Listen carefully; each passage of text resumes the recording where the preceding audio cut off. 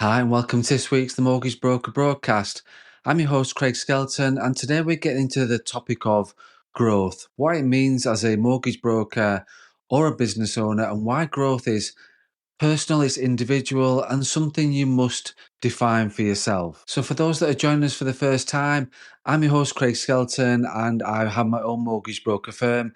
And I'm a mentor and coach dedicated to helping self employed mortgage brokers and business owners. This podcast is here to give you actionable insights and strategies to build your own business and sharpen your own mindset. But before we get into today's episode, if you do enjoy this podcast, then please subscribe.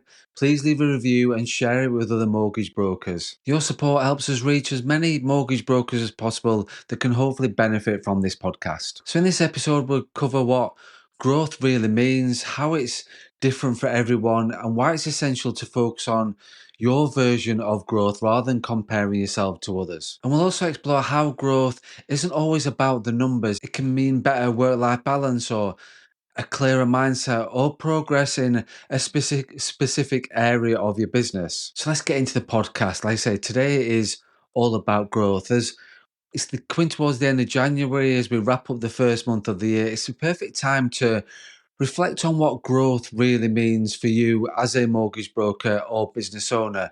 Growth is deeply personal. It means different things to each and every one of us, and it's crucial to define what growth looks like to you, what it really looks like to you. First and foremost, growth is not a one shoe fits all kind of concept. As mortgage brokers and business owners, it's easy to be swept up in the social or industry standards of growth, whether that's building a bigger team, chasing higher income targets, or expanding into new markets. But the truth is, your growth should be tailored to your values, your goals, and vision for your life and your business. For some, growth might mean scaling the business by recruiting a team, but for others, it might be streamlining processes to free up more time to spend with family or on personal hobbies that you want to do. Both of these paths are very, very valid. What's important is that you choose a path that aligns with what you want, not what others expect from you. You need to define what growth means to you. Take a moment just to think, what does growth look like to you? And is it increasing revenue or adding more clients or building a team? Or is it something more personal like achieving a better work-life balance or learning new skills? The key here is clarity. If you don't define what growth means to you, it's easy to fall into the trap of chasing goals that don't truly resonate with you. For example, you might think that building a team is the ultimate measure of growth, but that's what others around you are doing. But building a team comes with consequences, and you have to understand that. You get more responsibility, managing others' expectations, and being brutally honest with you, you've got less time for yourself.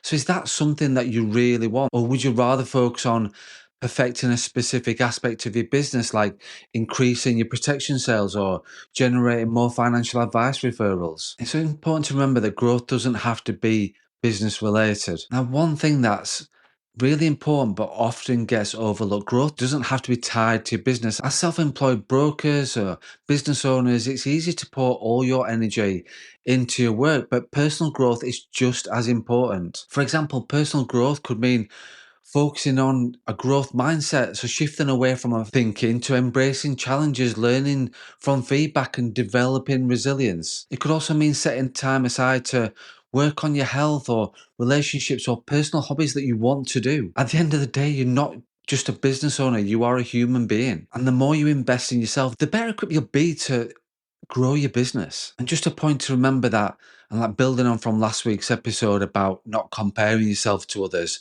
let's just look at distractions. Growth isn't about chasing the latest trends or constantly seeking advice from Facebook groups or changing your mind every 3 seconds based on new information. Let's be honest, asking a Facebook group for general advice often leads to more confusion than clarity. So you get 10 different answers from 10 different people with 10 different opinions, and you'll do that instead of taking action for yourself. You'll just feel stuck. So you need to remember to trust in yourself, trust your process and the plan that you've set for your business and for yourself. It's okay to make adjustments now and then.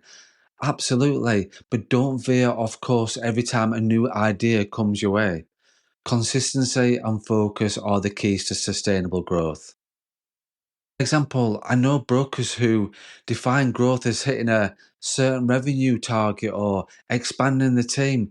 They are so focused on those goals and they take steps every single day to make sure that they happen. But then on the flip side of that, I work with brokers who prioritize work life balance.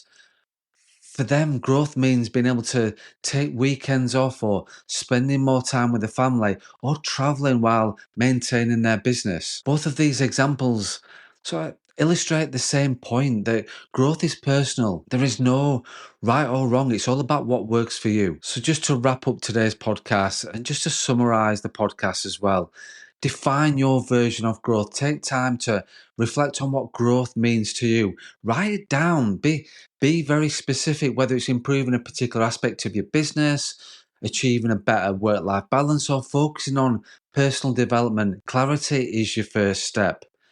And then trust in your plan and avoid distractions. Once you've defined your goals, stick to your plan. Don't let distractions or comparisons derail you. Remember, this is your journey and it's okay to ask for help from specialists or mentors who've achieved what you're aiming for. And remember, balanced business and personal growth. Growth doesn't have to be all about business. A better mindset, more time with family, or learn a new skill can be just as fulfilling and impactful as hitting a new revenue target. It's invest in yourself as much as you invest in your business. So today we've covered the topic of growth, what it means as a mortgage broker or as a business owner, and why it's important to define your own path. We've discussed how growth is personal and individual and why avoiding distractions and comparisons are crucial and the importance of balancing business and personal development. So if you've enjoyed this podcast today, please subscribe, leave us a review and share it with other mortgage brokers. And remember, if you're considering becoming a self-employed mortgage broker or looking to start your own mortgage broker brand and business, or just accelerating your own business growth, visit my website, craigskelton.co.uk, book in a discovery call, or just send me a WhatsApp. We'll have an informal chat and let's explore how I can help you achieve your goals. Next week, we've got Mark Thompson, equity release specialist, on the podcast, just to talk about get his take on what the market looks like for equity release in 2025. And as always, don't forget to run your own race.